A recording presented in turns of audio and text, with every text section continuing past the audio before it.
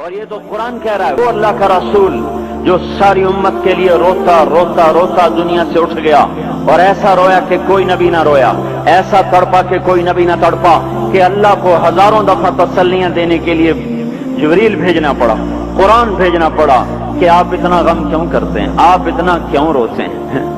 ایک دفعہ میں نے وہ آیات جمع کی تھی جن میں اللہ تعالیٰ نے اپنے نبی کو تسلی دی ہے، وہ اتنی بن گئی کہ ان کو لکھنا مشکل ہو گیا میرے لیے۔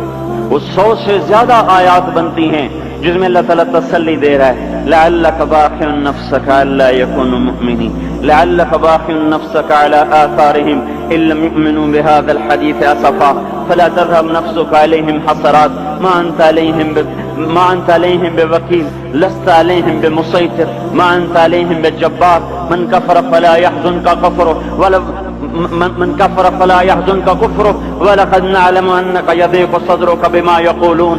اس قسم کی آیات جن میں اللہ کہہ رہا ہے میرے حبیب اتنا غم نہ کر، اتنا غم نہ کر، اس قدر غمگین اپنی امت کے لیے۔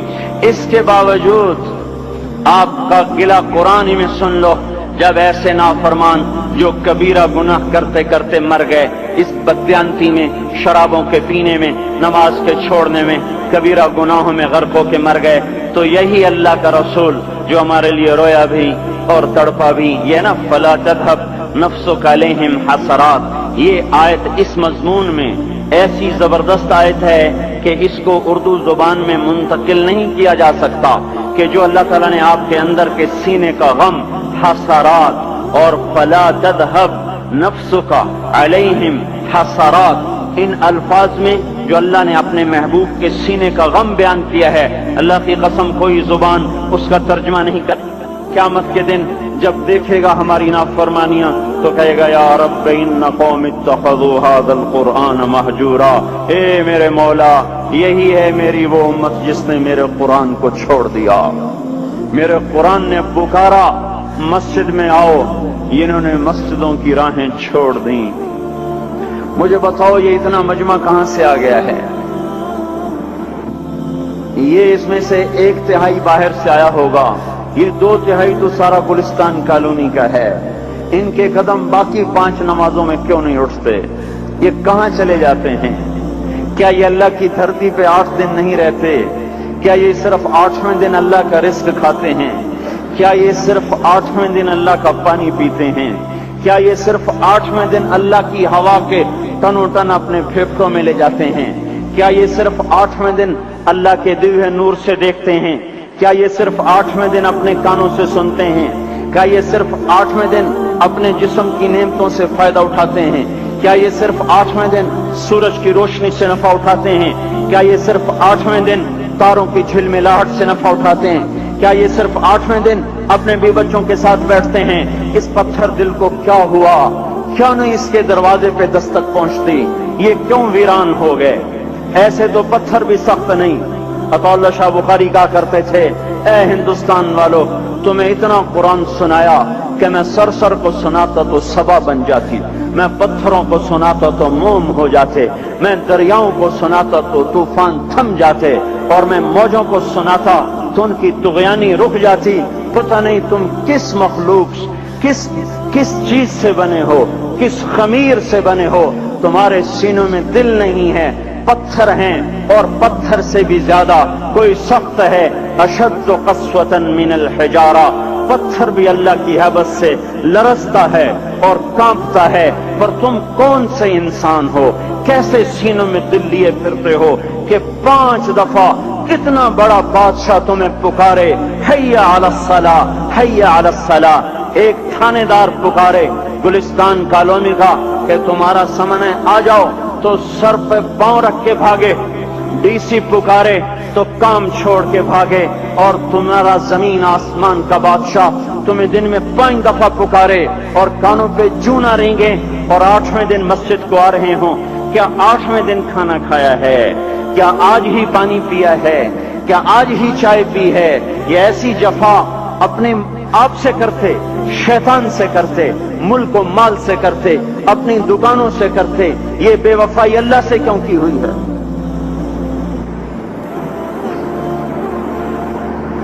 جس زمین پہ سجدہ نہ ادا ہو، इससे बड़ा भी कोई जुर्म है?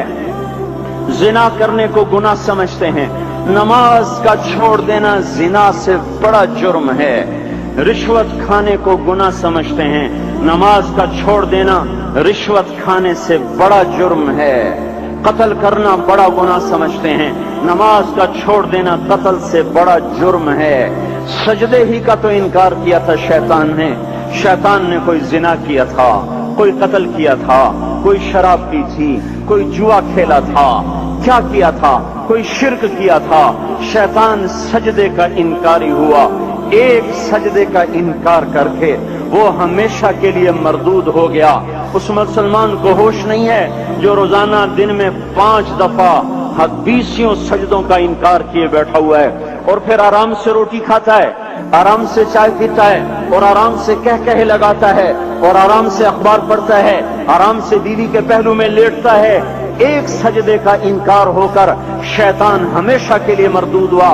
जिसने फजर का इनकार किया सजदों का, फिर जोहर के सजदों का मजाक उड़ाया, फिर असर का मजाक उड़ाया, फिर मगरिब और इशा का मजाक उड़ाया।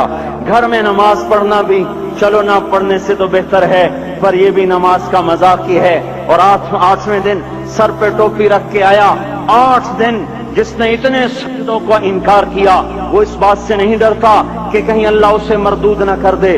तो क्या होगा उस दिन जब जिन बच्चों की खातिर या जिस नफ्स की खातिर अल्लाह के बगावत की कि उठा नहीं जाता, आया नहीं जाता, गर्मी बड़ी है, सर्दी बड़ी है, अंधेरा बहुत है। क्या कब्र के अंधेरे याद नहीं हैं? क्या कब्र की गर्मी याद नहीं है? क्या जहन्नुम की आग भूल गए? क्या जहन्नुम के अजाब भूल गए?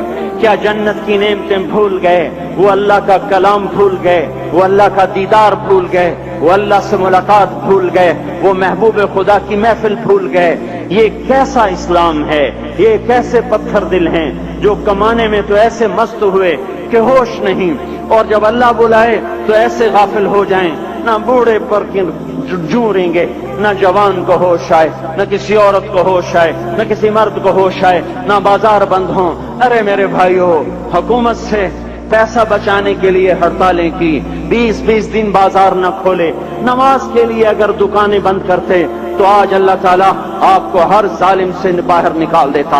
कोई जालिम ना आपके माल पे हाथ डालता, ना आपकी इज्जत और आबरू पे हाथ डालता। दिन दहाड़े डाके पड़े, क्यों पड़े? कि हम बागी हो गए, हमने अल्लाह से बगावत कर दी। क्या जुमे के दिन सिर्फ अल्लाह बुलाता है? ये जुमे में इतने क्यों आते हैं और बाकी दिनों में क्यों नहीं आते? ये कैसी वफा है?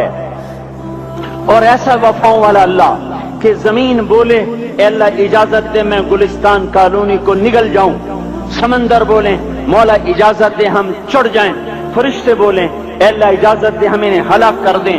और जिसके सजदे का इनकार हुआ पड़ा, जिसका 8 बाजारों में जिसकी शरीयत का मजाक उड़ाया जा रहा, वो जिसकी गैरत खुद जोश में आ रही कि ये मेरे बने हुए गंदे पानी के बने हुए नुत्फे से बने हुए, मेरी गिजा खाकर, मेरा रिस्क खाकर, मेरी हवाओं से जिंदा, मेरे पानियों से जिंदा, मेरी रोटी से जिंदा, मेरे दिए हुए गोश्त से जिंदा, मेरे दिए हुए निजाम से जिंदा, ये मेरे ही मुनकिर बन गए। 1500 रुपए का मुलाजिम आपको चाय की प्याली न दे तो आप कहते चल छुट्टी कर, हम कोई और रखेंगे।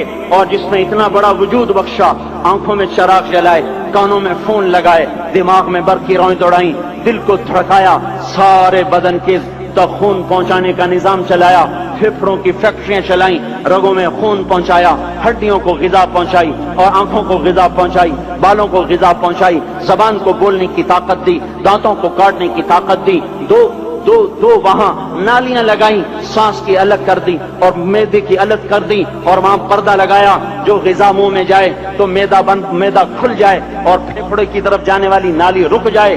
जो अल्लाह इतनी हिफाजत करे कि आपका लुकमा आपके मैदे में जाए, वो 2 ही तो यूं साथ हैं, बिल्कुल यूं एक साथ। और वो अल्लाह इतनी ताकत वाला कि सांस की नाली बंद करे और मैदे की नाली का मुंह खोले और गिजा को मुंह में से गुजार कर वो मैदे में पहुंचाए, फिर एक जबरदस्त ताकतवर निजाम चलाए, उसको तोड़ के आंतों में पहुंचाए, फिर करोड़ों किस्म की फैक्ट्रियों को हरकत दे और उसमें से खून को खींचे, गिजाओं को खींचे, फेफड़े को गिजा, خون کو غذا، خون خود غذا لے کے چل رہا، آنتوں کو غذا، دماغ کو غذا، ہڈیوں کو غذا، ناخن کو غذا، ایک ناخن کھینچ لے تو ہم کیا کریں؟ کیا میرے مولا کا نظام ہے؟ یہ ہمارا قبرستان ہے، مردہ سیل باہر نکل رہے اور ناخن کی شکل میں باہر آ رہے، پھر آگے جا کے اور سخت ہو رہے، تھوڑا سا ناخن زیادہ کٹ گیا، سارا دن سی سی کرتا ہے، سارا دن ہائے ہائے کرتا ہے، یہی ناخن میرا رب کھینچ لے تو ہم تو ایک ناخن کا شکر ادا نہیں کر سکتے، یہ جوڑ بنا دیے سیدھا کر دے تو ہم اسی کا شکر ادا نہیں کر سکتے۔